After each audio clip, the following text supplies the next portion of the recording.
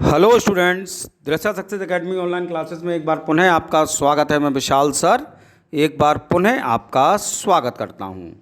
मेरे वे विद्यार्थी जो कि सुपर टेट जूनियर, एलटी और जीआईसी प्रवक्ता की तैयारी कर रहे हैं, उनके लिए मैंने वीडियो देना स्टार्ट किए हैं। और ख़ास तौर से जीआईसी प्रवक्ता की परीक्षा जो कि 19 तारीख को होनी है, मैंने कल भी बताया था, उनके मैक्सिमम राइटर्स वही हैं जो कि पीजीटी के एग्ज़ाम में थे। और आप सबने, जितने भी मेरे स्टूडेंट जो कि जीआईसी प्रवक्ता की तैयारी कर रहे हैं, उन्होंने पीजीटी का भी फॉर्म डाला था। तो वे राइटर जो कि कॉमन हैं, तो उनके लिए मैं वीडियो आपको ऑलरेडी दे चुका हूं। आप लोग तैयारी भी कर चुके हैं, उन्हीं को रिवाइज करिएगा। और जो एक्स्ट्रा राइटर्स हैं जो कि पीजीटी के सिलेबस में नहीं थे, उनसे संबंधित मैंने कहा था कि मैं वीडियो देना स्टार्ट कर रहा हूं। इसी क्रम में कल मैंने जेफरी चौसर साहब से कनेक्टेड आपको वीडियो दिया था, उनकी लाइफ के इम्पोर्टेंट फैक्ट्स और साथ ही साथ उनकी वर्क्स के बारे में। आज मैं बहुत इम्पोर्टेंट चौसर साहब से वीडियो लेकर आया हूं। मैंने लिखा है Geoffrey Chaucer most famous works. आज मैं आपको वह वीडियो दे रहा हूं कि यदि ये वीडियो आप मेरा लास्ट तक देखेंगे तो मैं आपको प्रॉमिस करता हूं, चौसर साहब से कनेक्टेड अगर कोई भी क्वेश्चन उनके वर्क से कनेक्टेड आएगा तो आप 110% उस सवाल का जवाब बिल्कुल सटीक दे देंगे। ठीक है ना साहब? तो लिखा है some important linguistic facts of Chaucer. पहले हम लोग कुछ बात करते हैं चौसर साहब से कनेक्टेड कुछ लिंग्विस्टिक फैक्ट्स के बारे में, यानी कि भाषा संबंधी फैक्ट्स के बारे में जिनका संबंध चौसर साहब से है। तो चलिए स्टार्ट करते हैं। पहला पॉइंट, यानी कि important linguistic facts of Chaucer, उसमें पहला point, in Chaucer's age English was not the language of high culture. अगर हम बात करें चौसर साहब की एज में, तो अंग्रेजी जो थी वह हाई कल्चर की भाषा नहीं थी। Even though ordinary people spoke English, हालांकि जो आम लोग थे, साधारण लोग थे, वो अंग्रेजी बोला करते थे। French was the language of power spoken by royalty, aristocrats and high powered officials. लेकिन जो व्यक्ति जो कि शासन सत्ता में थे, राष्ट्रीय परिवार से थे, कुलीन वंश से थे यानी कि एरिस्टोक्रेट्स थे, या हाई पावर्ड ऑफिशियल्स थे, वे अंग्रेजी भाषा का प्रयोग ना करते हुए किस भाषा का प्रयोग करते थे? फ्रेंच भाषा का। यानी कि चौसर के काल में अंग्रेजी जो थी वह बोली तो जाती थी, लेकिन सिर्फ और सिर्फ आम व्यक्तियों के द्वारा। जो हाई पावर के लोग थे, एरिस्टोक्रेट्स थे, रॉयल्टी से संबंधित थे, ऑफिशियल्स थे, वो अंग्रेजी भाषा का प्रयोग ना करके फ्रेंच भाषा बोला करते थे। चलिए आगे बढ़ते हैं। Second point, Chaucer added new words from languages. Chaucer साहब वे हैं जिन्होंने कि अंग्रेजी भाषा में नए शब्द जोड़े। कौन कौन सी भाषाओं से? लैटिन भाषा से, फ्रेंच भाषा से, इटालियन भाषा से और स्पेनिश भाषा से, and enrich the language of English. और इन अलग अलग भाषाओं से शब्द जोड़कर अंग्रेजी की लैंग्वेज जो है, इंग्लिश लैंग्वेज जो है, उसको इनरिच बनाने का कार्य किया है। तो फिर समझ लीजिए, चौसर साहब ने कई अलग अलग लैंग्वेजेस से शब्द जो निकाले हैं और अंग्रेजी में जोड़कर उसके शब्दकोश को इनरिच बनाया है।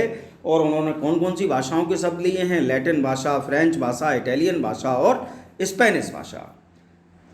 Third point, English literature before Chaucer had not used much of rhyme. अगर हम बात करें, चौसर साहब से पहले अंग्रेजी में वैसे बहुत ना के बराबर लिखा गया है, लेकिन जो भी कुछ लिखा गया उसमें राइम की बहुत अधिक कमी थी। ठीक, ज़्यादा राइम का प्रयोग नहीं होता था। Chaucer took the idea of rhyme from French literature.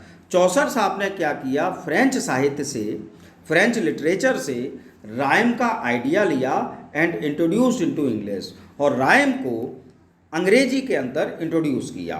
तो आपसे क्वेश्चन ये पूछा जा सकता है, who introduced rhyme in English? आपका आंसर होगा चौसर। या from which literature Chaucer inspired to use rhyme? तो आपका आंसर होगा फ्रेंच लिटरेचर। ठीक है साहब? नेक्स्ट पॉइंट आता है आपका point number 4, Chaucer invented the rhyme royal, was one of the first English poets use the 5 stress line iambic pentameter in his work.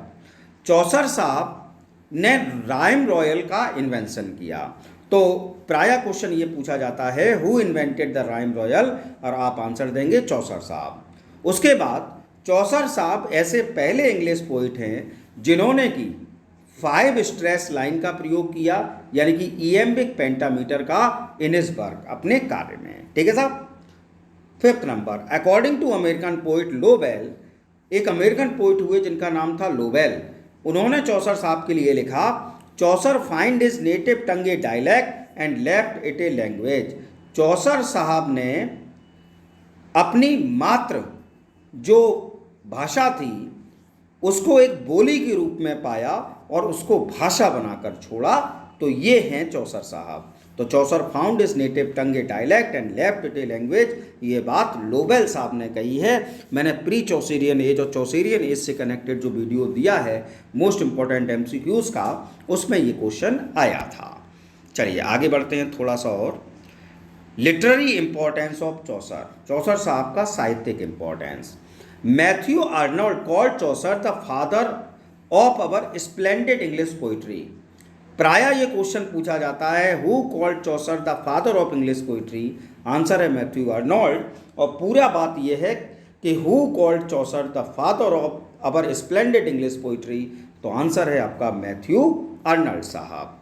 चलिए आगे बढ़ते हैं। अगला मैंने लिखा मेजर वर्क्स ऑफ चौसर, चौसर साहब के महत्वपूर्ण कार्य। अब जो आगे मैं आपको सुनाने वाला हूँ, बताने वाला हूँ, अगर आपने मेरी बातों को ध्यान से अपने मन मस्तिष्क में बिठा लिया तो मैं गारंटी लेता हूँ चौसर साहब से कनेक्टेड जो क्वेश्चन आएंगे वर्क से कनेक्टेड, उनमें आपकी कोई गलती नहीं होगी। तो सबसे पहला वर्क हम लोग चर्चा करेंगे the Book of the duchess. कौन सा वर्क है साहब? The Book of the duchess. कब का लिखा हुआ है? 1368-69 में चौसर साहब ने इसको लिखा। पहला उनका जो प्रमुख वर्क है वो है the Book of the Duchess, और कब लिखा गया? 1368-69 में। शुरू करता हूँ। The Book of the Duchess is the first of Chaucer's major poem. Chaucer साहब की प्रमुख पोएम्स में अगर पहली पोएम के रूप में कोई पोएम गिनी जाती है तो वो है आपकी the Book of Duchess. This is an elegy written on the death of Blanche duchess of Lancaster. अगर आपसे पूछ लिया जाए किस प्रकार की पोइम है the Book of the duchess, तो आप आंसर देंगे साहब ये एलेजी है। तो the Book of the duchess जो है वह एलेजी है जो कि चौसर साहब ने ब्लैंचे नामक महिला की मृत्यु पर लिखी थी, जो कि डचेस थी लैनचेस्टर की। ठीक है ना साहब? यानी कि चौसर साहब ने the Book of the Duchess की रचना ब्लैंचे नामक महिला की मृत्यु पर लिखी थी, जो कि लैनचेस्टर की डचेस हुआ करती थी। अगला इसी में आगे लिखा it is written in form of a dream allegory.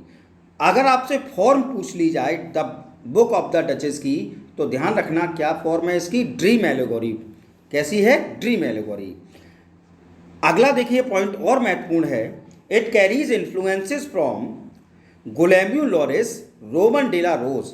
अगर ये पूछ लिया जाए चौसर साहब की कौन सी ऐसी पोएम है जो कि French work Roman de la Rose से प्रभावित होकर उन्होंने लिखी, तो आंसर है आपका the Book of the Duchess. और the Roman de la Rose किसने लिखी है? तो उसका आंसर है साहब गुलेम्यू लॉरिस के द्वारा। ठीक है साहब? अगला देखिए इसी में आगे, the poem begins with A sleepless poet who lies on bed reading a book. ये पोएम जो है उसका आरंभ होता है, एक कवि दिखाया जाता है जिस कवि को स्लीपलेस कहा गया है, नींद नहीं आती साहब, अपने बेड पर लेटा हुआ है और एक पुस्तक पढ़ रहा है। He reads a story about Ceyx and Alcyone, और वह जो किताब पढ़ रहा है उसमें कहानी है साहब सिक्स एंड एल्सियोन की, एंड वांडर्स अराउंड हिज थॉट्स, और उस कहानी को पढ़ते हुए अपने विचारों में वह पोएट खो जाता है। ठीक, ये तो हो गई उस पोएम के बारे में। अब देखिए फॉर्म के बारे में, the poem serves twin purpose of elegy and eulogy. ये पोएम जो है the Book of the Duchess वह दो उद्देश्यों की पूर्ति करती है। पहला उद्देश्य ये एक एलेजी है और दूसरा उद्देश्य है कि साहब ये एक यूलॉजी है। यूलॉजी एक आप कह सकते हैं कि लिटरेरी टर्म है, और यूलॉजी का मतलब होता है ए स्पीच और piece of writing that says good things about something और समबडी, यानी कि एक ऐसी स्पीच या लेखन का ऐसा भाग जो कि किसी व्यक्ति या वस्तु के बारे में उसकी प्रशंसा करने के लिए लिखा जाता है। और कई बार इसको हम कहते हैं कि किसी भी व्यक्ति की मृत्यु पर उसके प्रशंसा में बोले गए जो शब्द होते हैं उनको यूलॉजी कहा जाता है। तो ये पोएम दोनों पर्पज सिद्ध करती है। और अगला है it is composed more than 1300 lines in octosyllables. ये पोएम जो है the Book of the Duchess, इसमें कुल मिलाकर चौसर साहब ने 1300 लाइन्स लिखी हैं और ये ऑक्टोसिलेबल्स पैटर्न पर लिखी गई है। ठीक है ना, किसमें बेटा? ऑक्टोसिलेबल्स। ऑक्टो का मतलब आपको पता है 8 लाइन। ठीक है ना साहब? तो the Book of the duchess अब आपको समझ में आ गई होगी। यानी कि चौसर साहब की पहली मेजर पोइम्स में से एक है। मतलब है। दूसरी बात, इसको उन्होंने ब्लेंचे डचेस ऑफ लेंसेस्टर की मृत्यु पर लिखा था। अगली बात, यह एक ड्रीम एलेगोरी है जिसको कि उन्होंने रोमन डिला रोज, जो कि एक फ्रेंच वर्क है जिसको कि गुलेम्यू लॉरिस ने लिखा था, उससे प्रभावित होकर लिखा है। इस पोइम का आरंभ एक स्लीपलेस पोइट के द्वारा होता है जो कि अपने बिस्तर पर लेटा हुआ है। वह एक कहानी पढ़ रहा है सेक्स एंड एल्सियोन के बारे में और फिर अपने विचारों में खो जाता है।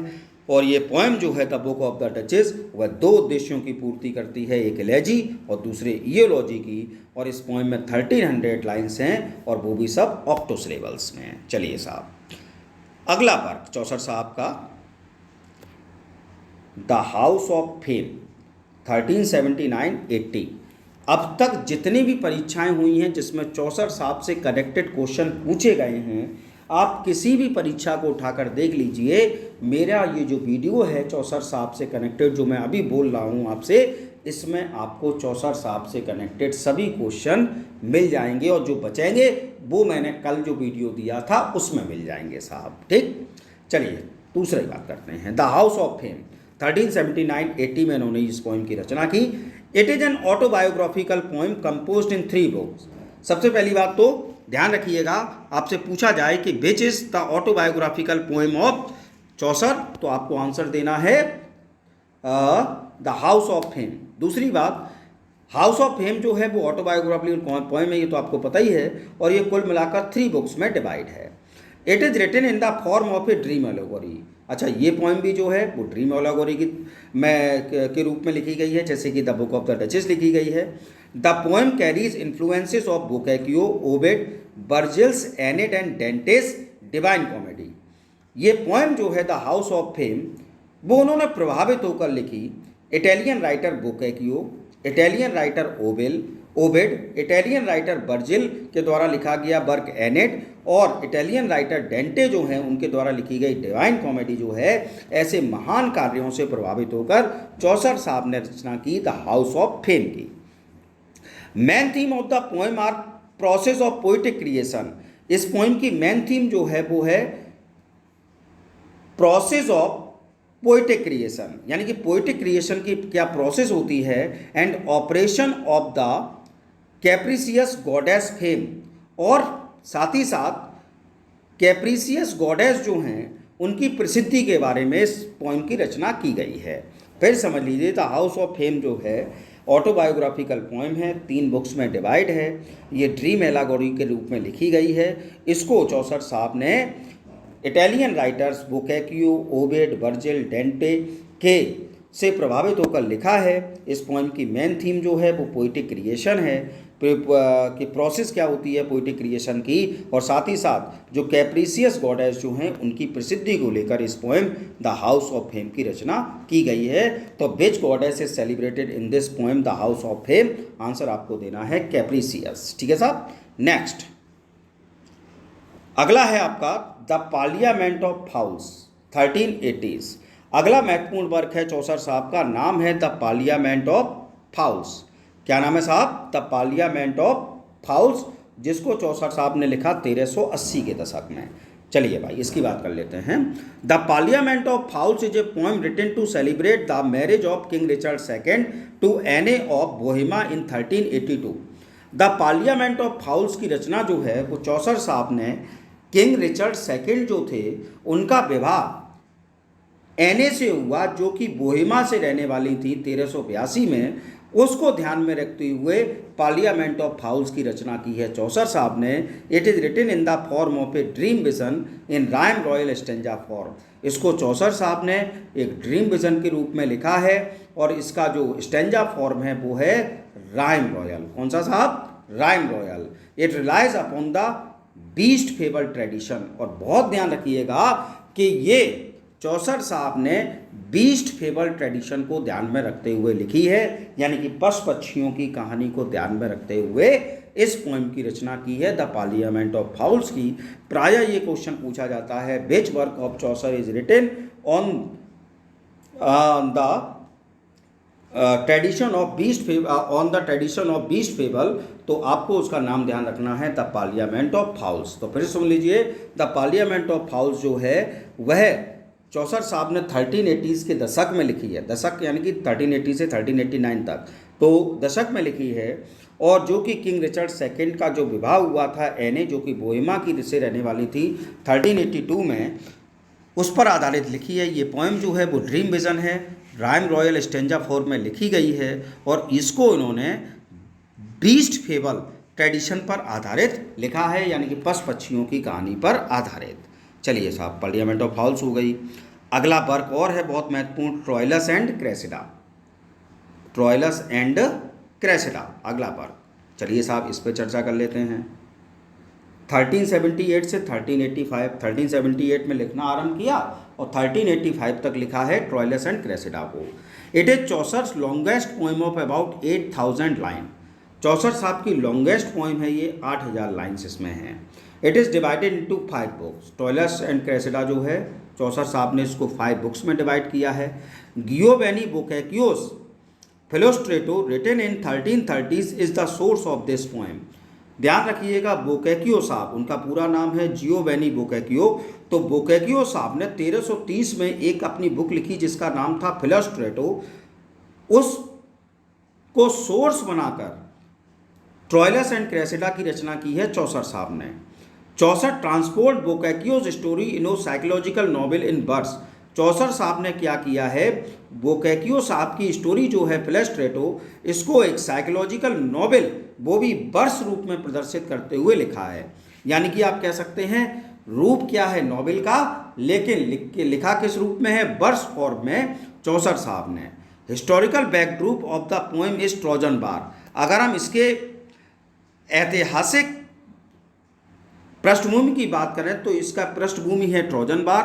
The poem is the tragic love affair of A Trojan Prince Troilus and a young beautiful window Cressida. यानी कि अगर ये हम बात करें पोएम की, तो इस पोएम में एक ट्रोजन राजकुमार दिखाया गया है जिसका नाम है ट्रोइलस, और वो प्रेम करने लगता है एक ब्यूटीफुल विडो से जिसका नाम है क्रेसिडे। ठीक है साहब, तो फिर से समझ लीजिए ट्रोइलस एंड क्रेसिडा को। यह चौसर साहब की लॉन्गेस्ट पोएम है 8000 लाइन्स में। इसको 5 बुक्स में डिवाइड किया गया है। गियोवेनी बोकैकियो साहब ने एक बुक लिखी थी जिसका नाम है फिलोस्ट्रेटो, लगभग 1330 के दशक में। वह ट्रोइलस एंड क्रेसिडा पोएम का सोर्स है। चौसर साहब ने क्या किया है, बोकैकियो साहब की स्टोरी फिलोस्ट्रेटो जो है उसको साइकोलॉजिकल नॉवेल का रूप देकर वर्स फॉर्म में लिख दिया है ट्रोइलस एंड क्रेसिडा में। अगर हम ऐतिहासिक बैकग्राउंड की बात करें इस पोएम की, तो वो है ट्रोजन वार। और इस पोएम में चौसर साहब ने एक लव अफेयर दिखाया है, ट्रेजिक लव अफेयर। उसमें एक ट्रोजन प्रिंस है जिसका नाम है ट्रोइलस और एक ब्यूटीफुल यंग विडो है जिसका नाम है क्रेसिडा। इनके प्रेम संबंध की कहानी है ट्रोइलस एंड क्रेसिडा, जो कि 1378 से 1385 के बीच लिखी गई। चलिए अगला वर्क आता है the legend of good women. ठीक है साहब, 1380s 1380 का दशक। It is written in the form of a dream vision. यह पोएम भी चौसर साहब ने ड्रीम विजन पर आधारित लिखी है। It contains A prologue and 9 stories. The legend of good women की अगर मैं बात करूं तो इसमें इसका एक प्रोलोग है और टोटल मिलाकर 9 स्टोरीज हैं। The prologue to the book sites reason behind Chaucer's collection of stories about good women. इसका जो प्रोलोग है वो बताता है कि आखिरकार क्या कारण है कि चौसर साहब ने स्टोरीज कलेक्ट की हैं अबाउट गुड वुमेन, अच्छी महिलाओं के बारे में। The god of love accuses Chaucer of defaming women by writing works which are critical romantic love and women. कहा जाता है कि द गॉड ऑफ लव, जो प्रेम के देवता हैं, उन्होंने चौसर साहब पर आरोप लगाए कि चौसर साहब क्या करते हैं, जो महिलाएं हैं उनको डिफेम करने का कार्य करते हैं उनके द्वारा, उनके बारे में लिखकर और उनके रोमांटिक लव और वुमेन को लिखने पर। और the legend of good Women is a Chaucer's unfinished work. इस बात को विशेष ध्यान रखिए, the legend of good Women Chaucer साहब का उनके द्वारा लिखा जाने वाला एक अनफिनिश्ड वर्क है जिसको कि वो पूरा नहीं कर पाए। फिर से समझ लीजिए, the legend of good women जो है वो एक ड्रीम विजन पोएम है। It contains A prologue and 9 stories. इसमें एक प्रोलोग है, 9 कहानियाँ हैं। ये प्रोलोग जो है वो रीज़न बताता है कि चौसर साहब को आखिरकार गुड वुमेन को लेकर अच्छी कहानियों का संग्रह क्यों पढ़ना पड़ा, क्योंकि ये बताता है प्रोलोग कि ईश्वर जो हैं उन्होंने चौसर पर आरोप लगाए कि चौसर जो हैं वो महिलाओं के बारे में लिखकर उनकी आलोचना करते हैं और उनके प्रेम संबंध के बारे में लिखकर, उन महिलाओं के बारे में लिखकर। इसलिए चौसर साहब ने अच्छी महिलाओं का चयन करने का प्रयास किया और उनके बारे में कहानियाँ लिखी। ठीक, और ये चौसर साहब का एक अनफिनिश्ड वर्क है। चलिए साहब, अब हम लोग आते हैं लास्ट वर्क पे चौसर साहब के, और वर्क का नाम है द कैंटरबरी टेल्स, जिस कारण से आज हम इनको पढ़ रहे हैं 1386 से 1395। ठीक, 1386 से 1395 तक। It is a collection of stories narrated by 29 pilgrims on their way to the shrine of Martyr Saint Thomas Becket in Canterbury. The Canterbury tales की बात करें तो ये वो कहानी है जो कि 29 पिलग्रिम्स के बारे में है, जो कि संत थॉमस बेकेट जो कि कैंटरबरी में हैं उनको अपनी श्रद्धांजलि देने के लिए ये 29 पिलग्रिम जा रहे हैं। All the pilgrims gathered at Tabard Inn. इसमें दिखाया जाता है कि जितने 29 पिलग्रिम्स हैं वो आकर एक सराय में रुकते हैं जिसका नाम है Tabard Inn. Harry Bailey is the host of the inn suggest a story telling contest. Harry Bailey नाम याद रखिएगा, ये उस सराय का मालिक है, साथ ही साथ वो इन 29 पिलग्रिम्स को एक स्टोरी टेलिंग कॉन्टेस्ट के बारे में कहता है, according to which the pilgrim with the best story would be awarded an elegant dinner at the end of the trip. और ये कॉन्टेस्ट ये होता है कि वो कहता है कि जिस पिलग्रिम की जाते समय 2 कहानियाँ और आते समय 2 कहानियाँ बेस्ट होंगी उसको ट्रिप के एंड में बचे हुए अन्य सभी यात्रियों के द्वारा पूरा खर्च कराकर उसको एक ट्रिप देनी पड़ेगी, एक अच्छी सी ट्रीट देनी पड़ेगी। The host Harry Bailey himself becomes the जज ऑफ द कॉन्टेस्ट। जो हमारा हैरी बैली है वह स्वयं इस कॉन्टेस्ट का जज बन जाता है। Chaucer originally plan that each character should narrate 4 tales. Chaucer ने ओरिजिनल तौर पर यह प्लान किया था कि इसमें जो 29 और 30 स्वयं तो जो पिलग्रिम्स हैं वो सब मिलकर 4-4 कहानियाँ सुनाएंगे, but out of the original 120 only 24 tales got written. तो 30 टोटल हो गए, 29 यात्री और एक वो, तो 30 हो गए साहब, और 30 गुणा 4 कितने हो गए 120। तो 120 कहानी को लिखने का चौसर साहब ने सोचा था, लेकिन 120 कहानियों में से सिर्फ 424 स्टोरीज जो हैं वो ही लिख पाई हैं। ठीक है साहब, तो फिर समझ लीजिए कैंटरबरी टेल्स जो है 1386 से 1395 तक लिखी गई। यह शॉर्ट नरेटेड ये एक स्टोरीज़ का कलेक्शन है जो कि 29 पिलग्रिम्स जो हैं जो सेंट थॉमस बेकेट जो कि कैंटरबरी में है उनको श्रद्धांजलि देने जा रहे होते हैं। ये सभी पिलग्रिम्स टेबर्ड नामक सराय में रुकते हैं। हैरी बैली जो है वह सराय का मालिक है और वो उन सभी सहयात्रियों से कहता है कि हम लोग क्यों ना एक स्टोरी टेलिंग का कॉन्टेस्ट रखें जिसमें प्रत्येक पिलग्रिम जो है वो जाते समय और आते समय 2-2 कहानियाँ सुनाएगा, और जिसकी कहानी सबसे अच्छी होगी उसको रिवार्ड के रूप में एक ट्रिप के लास्ट में डिनर दिया जाएगा। इसका जो होस्ट है वो हैरी बैली स्वयं अपने आप को जज घोषित करता है। चौसर ने कोशिश की थी कि टोटल मिलाकर 120 टेल्स लिखी जाएं, यानी कि प्रत्येक यात्री के मुंह से 4 टेल्स और 30 खुद की, तो 120 टेल्स, लेकिन उनमें से 120 में से मात्र 24 टेल्स ही चौसर साहब लिख पाए हैं। तो ये बहुत ही महत्वपूर्ण वर्क हैं चौसर साहब से कनेक्टेड। अगर चौसर साहब से कनेक्टेड उनके वर्क से कनेक्टेड कोई क्वेश्चन पूछा जाएगा तो मैं गारंटी लेता हूँ फिर से इस वीडियो से बाहर कुछ भी नहीं आएगा। मेरा वीडियो अंत तक देखने के लिए बहुत बहुत धन्यवाद। और यदि आपको मेरा वीडियो पसंद आया हो तो प्लीज़ लाइक, कमेंट और शेयर अवश्य करिए। और यदि पहली बार आप मेरे चैनल से जुड़े हैं तो please subscribe my channel. Thanks for watching. Stay home, stay safe, good night, sweet dreams. जय हिंद, जय भारत।